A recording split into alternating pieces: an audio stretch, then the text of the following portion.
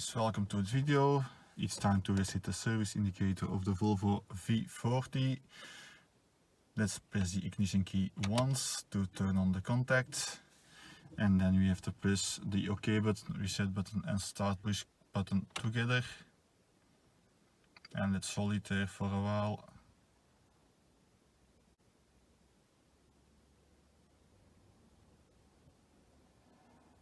And let's see what happens until the eyes start flashing, and that's it. And normally when we go to the screen we should see our, I'm sorry, this is not the way to go.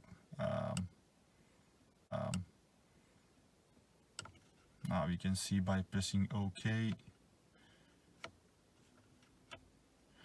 we can see the service status and it has been reset.